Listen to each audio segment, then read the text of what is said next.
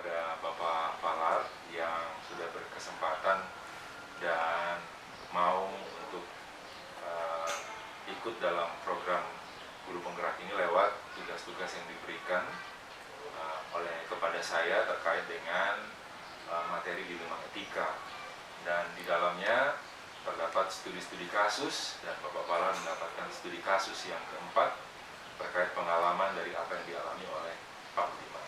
Nah, dalam situasi dan kondisi seperti apa yang dalam situasi tersebut, apakah yang akan dilakukan oleh Pak Falar bila Pak Falar berada di posisi Pak Budiman?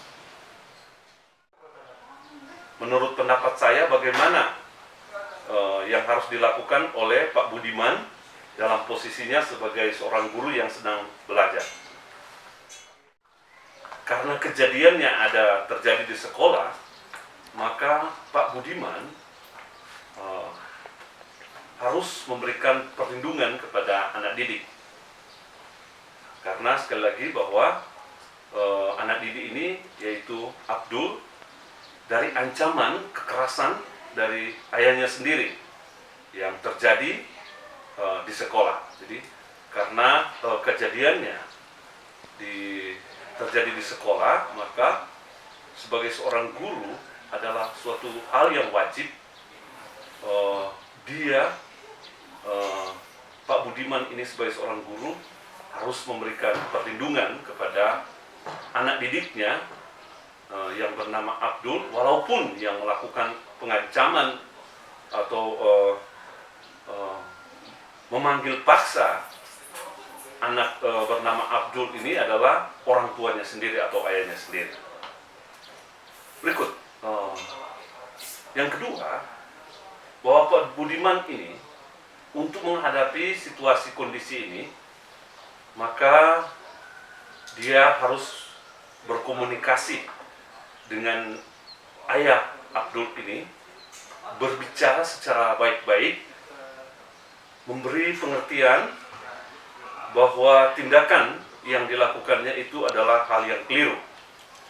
Jadi kalau situasinya ini si ayah Abdul ini bernama Pak Anwar ini dalam keadaan mungkin marah, emosi, maka untuk menghadapi hal-hal seperti ini, maka secara spontan, maka secara perlahan, secara baik-baik, dia harus berbicara dengan orang tua, memberi pemahaman, memberi pengertian bahwa apa yang dilakukannya itu adalah suatu hal yang kurang baik, bahkan cenderung menjadi presiden buruk terhadap anak-anak dan sekolah di saat kejadian, dan tentu hal yang tidak baik bagi anak-anak di masa yang akan datang. Berikut, yang ketiga, tentu untuk mengantisipasi hal-hal yang